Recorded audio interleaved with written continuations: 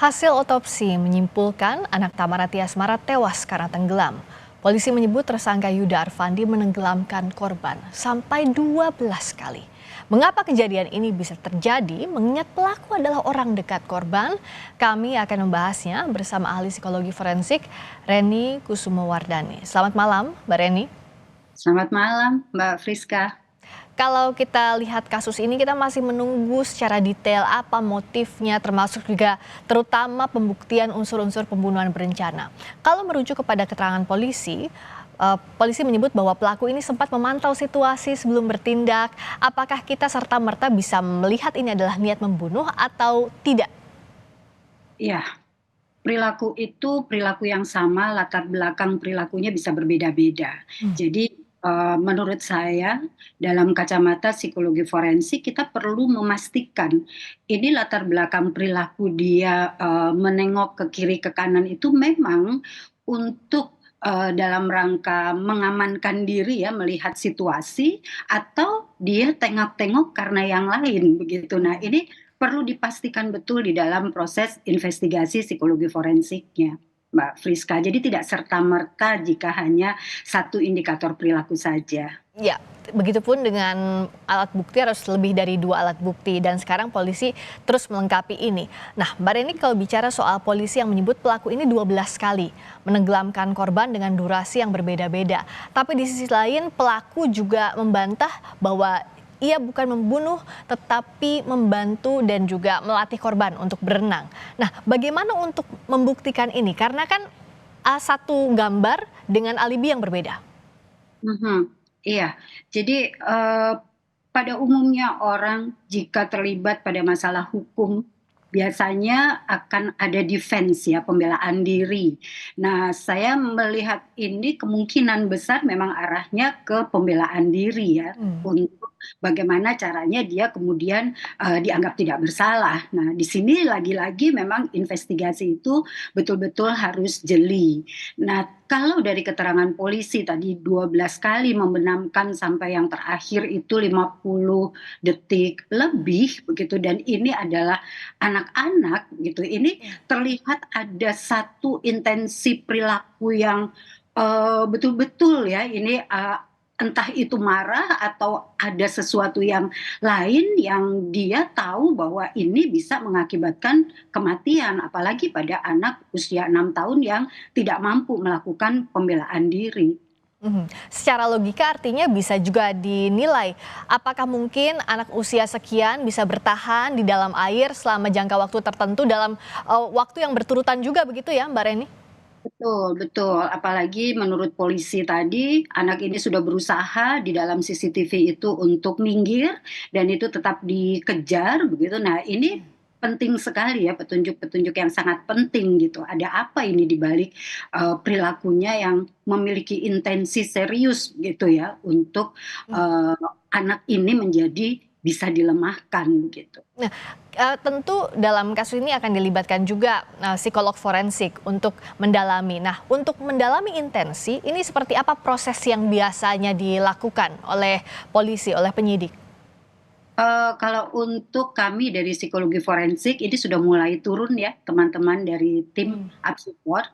Biasanya kami melakukan metode yang standar dalam keilmuan kami. Jadi yang pertama kita akan melakukan, wawancara dan kemudian observasi dan kita juga akan melakukan seperangkat baterai tes yang kita berikan kepada yang bersangkutan Hmm. untuk mengetahui apa sebetulnya pola-pola pemikirannya, kepribadiannya, dan, emosinya, serta intensi-intensi perilakunya untuk mempelajari beberapa perilaku yang dicurigai ini berhubungan dengan intensi atau niat membunuh tadi.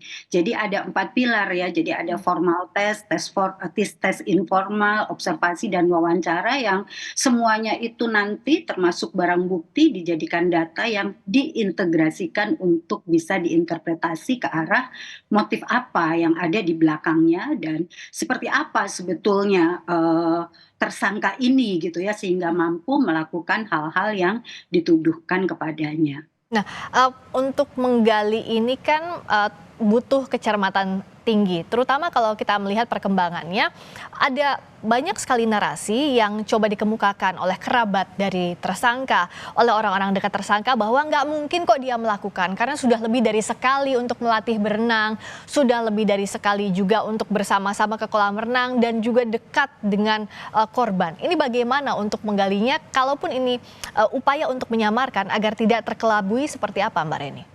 Iya, jadi memang kita ada beberapa, tes yang tadi saya sampaikan ya, Ya. termasuk tes kepura-puraan, apakah dia ini berpura-pura, lalu kita juga akan melihat dalam pola-pola perilakunya, kita juga melihat pada track record-nya, kita juga perlu mengidentifikasi bagaimana dan apa yang sebelumnya terjadi ya, sebelum peristiwa ini terjadi, itu ada kejadian apa, bagaimana relasinya dengan orang-orang dekat si anak, begitu. Karena kalau misalkan, motifnya adalah ingin menghabisi anak, ini perlu dilihat kenapa kok anaknya begitu, sementara anak ini kan tidak punya, kemampuan ya secara Ya. fisik, secara emosi maupun secara, finansial dan lain sebagainya begitu. Iya. Nah, ini yang perlu kita lihat ke belakangnya, ada apa? Kalau ditemukan ada indikasi, permasalahan tertentu sehingga bisa mengarah pada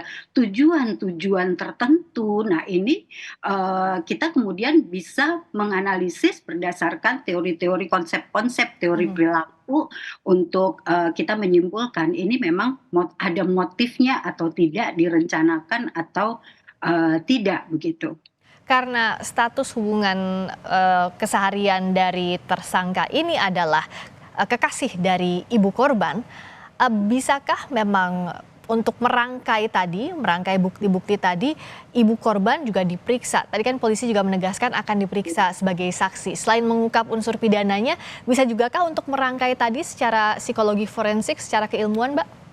Betul, betul sekali. Jadi kita juga perlu datang ke TKP untuk mempelajari TKP-nya itu sendiri, di mana posisi CCTV, waktu kejadian itu siapa saja yang berada di sana, seberapa sering sebetulnya yang bersangkutan itu datang ke sana dan mengetahui betul atau tidak ya lingkungan di kolam renang yang menjadi TKP. Jadi Mhm. kita juga akan mendatangi TKP kami, dan kemudian kami juga akan melakukan wawancara kolateral ya, Ya. wawancara yang tidak hanya kepada tersangka, tetapi kepada orang-orang yang signifikan terhadap peristiwa ini. Berarti yang, mengetahui tentang anak ini dan mengetahui tentang tersangka. Jadi jika, dilakukan oleh orang dekat ini bukan mustahil ya Mbak Reni, tapi bisa jadi hal yang harus lebih diwaspadai. Karena kan seringkali begini, karena sudah sering dengan si anak, kita mempercayakan ke orang itu meskipun bukan keluarga. Dengan kasus ini harusnya lebih berhati-hati karena bukan kasus pertama saja yang kita temui ya Mbak? Ya, betul.